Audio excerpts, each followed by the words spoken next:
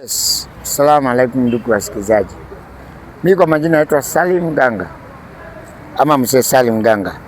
Leo nilikuwa nataka kuguzia tu kidogo kuhusu mzozo ambaye tuko nao katika ODM. Nimeona ni kama mzozo baina yetu, chama chetu cha ODM imetokota ukweli. Kwa maana wale ambao walikuwa wanajiita Linda Ground wamegeuka kuwa Linda Tumbo, na kama wamefika kwenye ukingo wa bahari. Kwa maana zile ambao walikuwa wanafikiria wameokota batupu.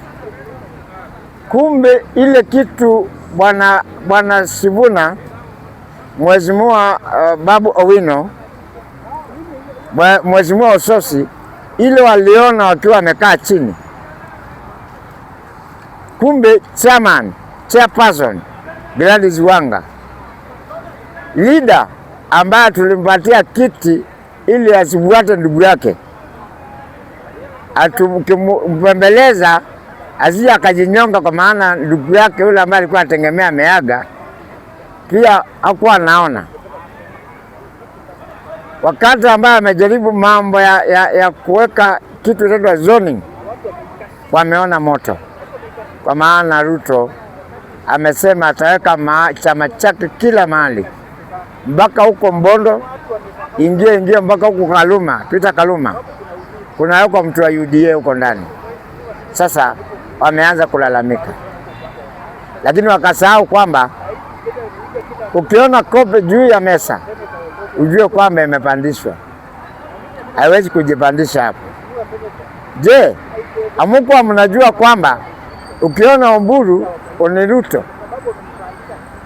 Wakati ile ambayo mlikuwa mnasema mnalinda ground, amukuwa mna habari kwamba mnalinda tumbo? Wale watu ni watu wa chakula, na wale ambaye mko nje msikie aibu. Mtoto ambaye alikuwa amepotea huwa kwamba asikie aibu, haiwezi kuhisi aibu kurudi nyumbani. Mliwaambia kwamba kabla Raila Amolo Odinga hajakufa, aliita watu watatu. Hao akafanya exactly kama Yesu Kristo. Aliita Job Ososi, akaita Caleb Amisi, na akaita mtu anaitwa Edwin Sifuna. Akaambia Sifuna, usije kawacha ODM, niwe niko ama nisiwe. Na huo naongea mambo ya ODM ukiamuka na ukilala. Na akaita Ososi na Caleb Amisi, akaambia msiye kuacha ukijana. Hiyo naifananisha na wakati Yesu Kristo alifikia wakati wa kwenda yake ya mwisho, akiwa kwa shamba ya Mizeituni. Aliita Simon Peter, akaita mtu anaitwa Jacob na ndugu yake Joana, na akaenda nao kuomba, na akawaambia hao wasio kamwacha Simon Peter. Kwa hivyo tu ndio liona, kwa maana alikuwa amejua kwamba ile mawe ambaye mnakataa, kama vile Biblia inasema, ile mnakataa ambaye ni Edwin Sifuna ndio jiwe kuu la ODM. That's why mmesambatika huko. Rudi nyumbani, msiwe na wasiwasi. Msemaji wa ODM ni bwana Sifuna, na huyu ndio aliwachwa na baba, na hapo ndio mliwacha na baba. Wacheni hii story ya mnasema kwamba ati mliwacha huko kando. Kwa hivyo tafadhali, wale ambao mlikuwa mmekimbia, nimesikia bununu kwamba mnauliza chini ya maji, turudi, tusikuje Nakuru. Msiwe na wasiwasi, kujeni nyumbani, lakini msilete mdomo. Story ya kuinua vidole mbili mtaenda mbio. Kwa hivyo tafadhali, mrudi nyumbani, mkuje kama mmekimya, mkijua kwamba mna makosa. Someni katika Biblia kwa mwana mpotofu, bila rudi nyumbani, mrudi hivyo. Muitanie kwa gate, mkifika mseme kwamba mmefika, mlikuwa mmepotea na mmeshajua njia. Kwa hivyo sasa, kuanzia hapo msiwe na wasiwasi, lakini tulikuwa tunataka kuadhibitishia kabla kwamba Edwin Sifuna ndio spokesman wa ODM, na ukisikia Edwin Sifuna ameongea ni ODM imeongea. Raila ndivyo alisema kabla hajaenda, na hapo ndio tuliwacha. Hatukuachwa kwa Kasongo, tuliwachwa kwa Sifuna, na akasema spokesman wa ODM ni Sifuna, na ile mambo ambayo amesema ndivyo ODM imesema. Kwa hivyo wakati ambaye mnasema tumewachwa wapi, muelewe kwamba mliwachwa kwa Sifuna.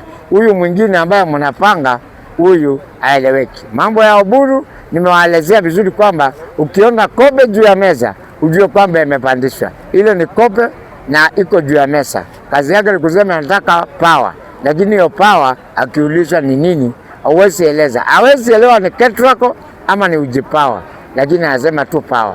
Asanteni, Mungu awabariki na aonyeshe njia.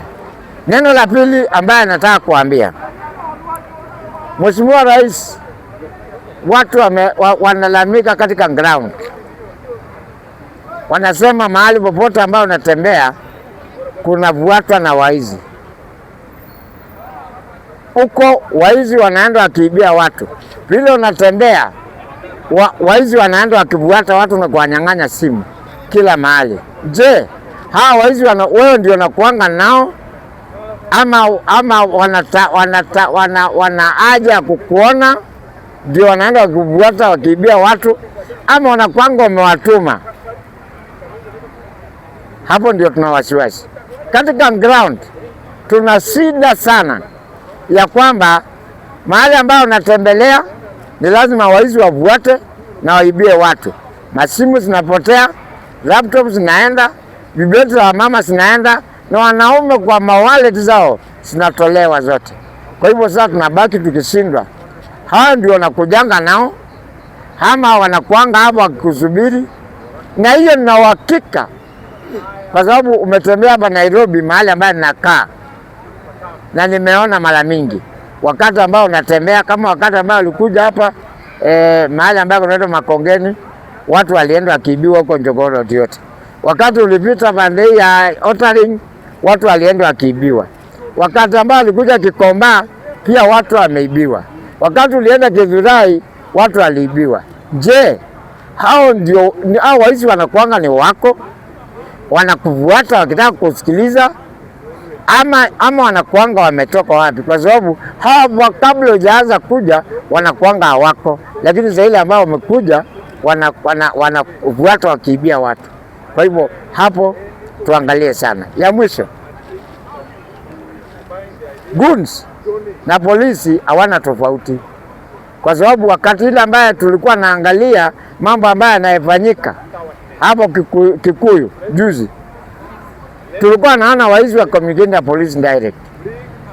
Je, hawa polisi na goons ni kitu moja? Kulingana na sisi kama common mwananchi tunaelewa kwamba goons ni kama sponsored by government. Je, mbona Bwana Kanja hujai kutuambia kwamba polisi na goons ni kama kimoja ama namna gani?